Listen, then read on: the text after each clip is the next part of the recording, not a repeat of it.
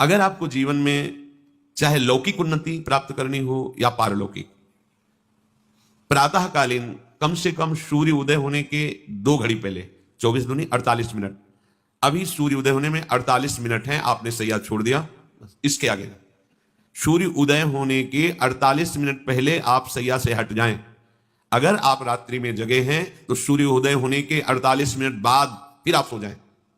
लेकिन वो जो बीच का समय, प्रातःकालीन संध्या भुवन भास्कर भगवान पधार रहे हैं, वो आप सो रहे हो, तो आपकी आयु, आपका वैभव, आपकी बुद्धि, ये सब नष्ट होने लगती है, पता नहीं चलता लोगों। देखो कहां तेजवान चेहरे दिखाई दे रहे हैं, खूब तो सब खा पी रहे हो, खाने पीने का तेज एक अलग होता है, भागवती तेज अलग होता है। ब्रह्म मुहूर्त में उठे, प्रभु का स्मरण किया, जो 2-4 नाम ही सही, अपने बड़े बुजुर्गों को, गुरुजनों को भावना से प्रणाम किया, और पहली बात शरीर स्वस्थ रखने के लिए गर्म जल किया, हल्का, आधा लीटर से 1 लीटर तक जल पिया, भगवत भाव अर्पित करके वज्रासन में बैठकर। आप लोग दिनचर्या को नहीं करते हैं तो आप ब्रह्मचर्य को पचा नहीं सकते। ध्यान रखना, ब्रह्मचर्य कोई छोटी मोटी शक्ति नहीं है, उसको पचाने के लिए आपकी दिनचर्या दिव्य होनी चाहिए। फिर इसके बाद आप 5 मिनट 10 मिनट टहलिए, फिर सो जाइए। फिर जो शौचाचार की पवित्रता बताई गई उसके अनुसार आप स्नान आदि करके, पवित्र वस्त्र धारण करके, जैसे कोई महान व्यक्ति आ रहा है तो हम उसके आदर के लिए खड़े हो जाते हैं, ऐसे भुवन भास्कर पधार रहे हैं, हाथ जोड़कर प्रणाम किया, अर्घदान किया, गुरु मंत्र जपा आदि आदि। अब पड़े हो आप कि हम तो 2-3 बजे तक जगे हैं, ऐसा अगर आप भजन में जगे हैं तो भी सूर्योदय के समय आप उठ जाइए।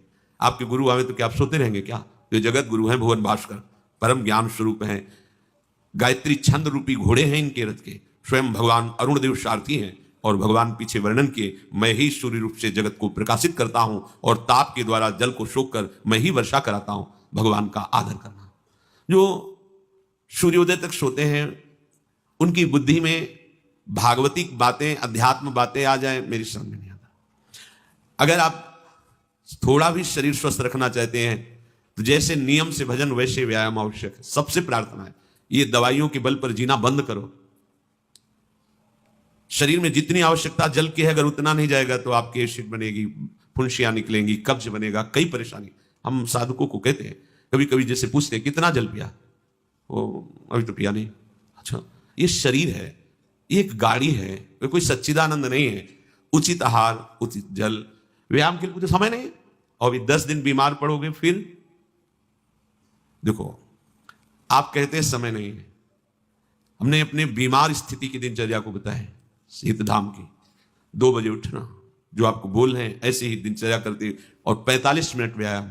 इसके बाद तुरंत प्रणाम करके वृंदावन की परिक्रमा, फिर आके श्री जी की मंगला, फिर आके 9 बजे तक गुरुदेव भगवान की सेवा में, फिर वहां से आके श्री जी का श्रृंगार, फिर भिक्षावृत्ति आदि 12-1-2 बजे तक। कोई चाय, कोई पानी, कुछ ऐसा कुछ नहीं कि बाल भोग, कुछ नहीं था ही नहीं। जिंदगी में 100 ग्राम दूध नहीं खरीदा कि भाई हमारा दूध बंद, कभी नहीं ऐसा।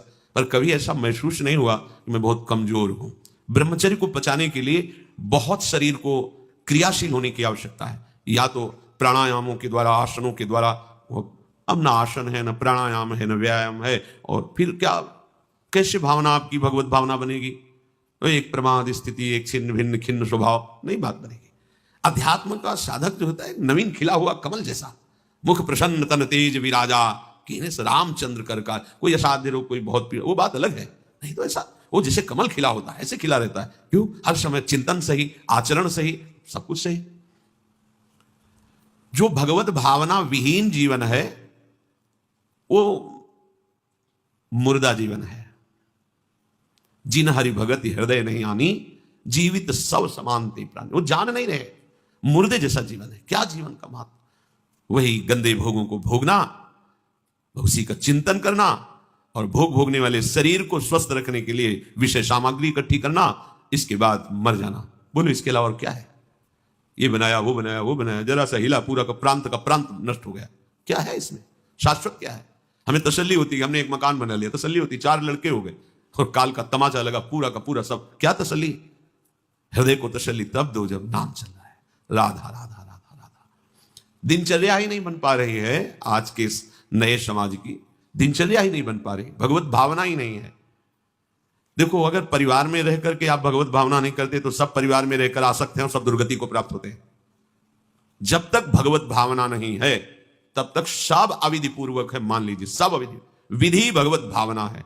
कुछ भी, किसी से भी, कोई भी, बस भगवत भाव, वही आनंद का अनुभव हो जाएगा।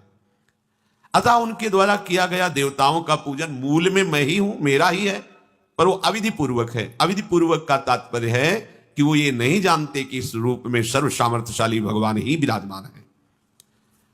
कभी कभी मंत्रों का ज्ञान नहीं होता, पूजन की सामग्री शुद्ध नहीं होती, भाव शुद्ध नहीं होता, इसलिए उनका पूजा सेवा आगे चल करके फल प्रदान नहीं कर पाता। प्रभु कह रहे हैं मेरे में रिझाने के लिए किसी पूजा सामग्री की या किसी धन संपत्ति की आवश्यकता नहीं। पिता को बस इतना ही चाहिए कि वो अपनापन करके दौड़ के उनकी गोद में बैठ जाए, बस अपनापन प्रभु को चाहिए। माया की भूल भुलैया से वापस लौटिए और एक बात केवल बैठ जाए अगर हृदय में कि मेरे प्रभु अब मैं थक गया हूं, यहां कोई मुझे सहारा देने वाला नहीं, अपना नहीं, नाथ मुझे अपना बना लो। ये बहुत बड़ी बात है हृदय की। किसी के बहुत भाग्यशाली होगा उसके हृदय में बात आएगी, प्रभु उसकी रुचि का विषय बन जाते हैं। प्रभु जहां वो ऐसा भावना करता है और उसकी रुचि हो जाती है प्रभु में। जैसे हमारी विषयों में रुचि, ऐसे प्रभु में रुचि हो जाती है। अब वो जो भी करता है सब पूजा हो जाती है। ये राह से जल्दी सबको समझ में नहीं आता। ध्यान दीजिए, भगवत भावना विहीन आप जो भी कर रहे हैं वो सब अविधि पूर्वक है, भगवान कह रहे हैं। अगर भगवत भावना युक्त है तो जो भी कर रहे हैं सब विधि पूर्वक। कर्माबाई जी ने, एक विधि विधान जानने वाले संत ने जब कहा कि आप तो बिना स्नान में बड़ा अपराध, ऐसे तुम कैसे बना पाओ। अब वो प्रातः अपनी स्नान आदि दिनचर्या करने लगी तो विलंब हुआ। फिर खिचड़ी अमनिया की ठाकुर जी को, ठाकुर जी आए गोद में बैठ के, एक कवल ही पाए कि उधर पर्दा, भाग के ठाकुर जी गए। खिचड़ी लगी थी, पार्षदों ने कहा जय जय तो अभी भोग ही नहीं पधराया। फिर और बोले कर्मा भाई है ना, वो मुझे भोग लगाती है। और पता नहीं उस महात्मा ने क्या समझा दिया विधि विधान, वो भोरी भारी हमारी भक्ता, वो अब नहाने धोने में समय लगाने लगी, इसलिए आज विलंब। देखो तुम जाओ और उनसे कह दो हम विधि विधानों से फंसने वाले नहीं, विधि विधान हमें कोई फांस नहीं सकता है। एक प्रेम फांस है जिसमें मैं फंस जाता हूं बिना किसी बंधन के। अगर ये बंधते हैं उसका नाम है प्रेम डोरी। जय श्री भट्ट प्रेम रस बंधन, क्यों छूटे दृढ़ फंद, बसो मेरे नयनन में दो चंद। ये बात सबकी समझ में नहीं आती। जाओ उनको कह दो जैसे वो बनाती थी वैसे ही बनावे। पूरा अविधि है। अगर शास्त्रीय सिद्धांत से दे देखो अविधि है, पर वो महान विधि है जो भगवान को आसक्त कर लिया। कौन सी विधि? मेरे अपने प्रभु, मेरे प्यारे रात में भूखे रहते होंगे, ये भाव।